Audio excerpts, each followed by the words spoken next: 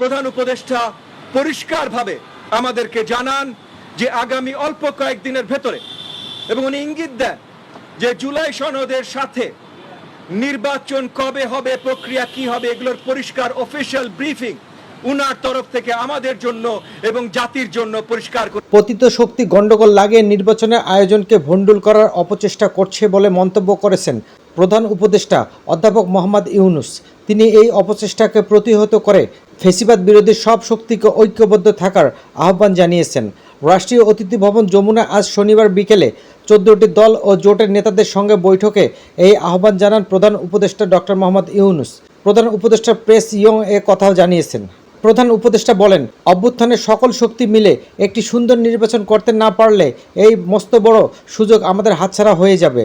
পরাজিত শক্তি যখনই সুযোগ পাচ্ছে তখনই নানা রকম গণ্ডগোল সৃষ্টি করছে।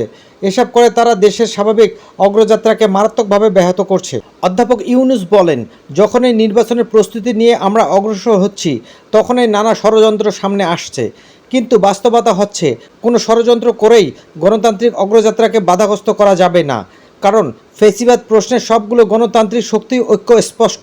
সুষ্ঠু নির্বাচন আয়োজনের জন্য সব রাজনৈতিক দলের সহযোগিতা প্রত্যাশা করেন ডক্টর মোহাম্মদ ইউনূস। উপস্থিত রাজনৈতিক নেতারাও প্রধান উপদেষ্টাকে সর্বাত্মক সহযোগিতার আশ্বাস দেন।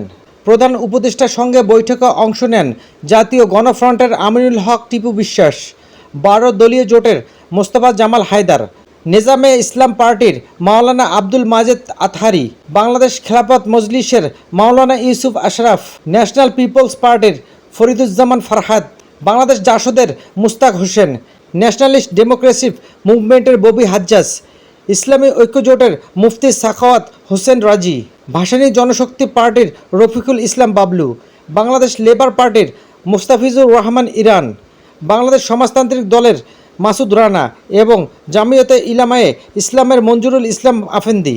বৈঠকের শুরুতে মাইলস্টোন স্কুল অ্যান্ড কলেজের যুদ্ধবিমান বিধ্বস্ত হয়ে নিহতদের স্মরণে 1 মিনিট নীরবতা পালন ও মোনাজাত করা হয়।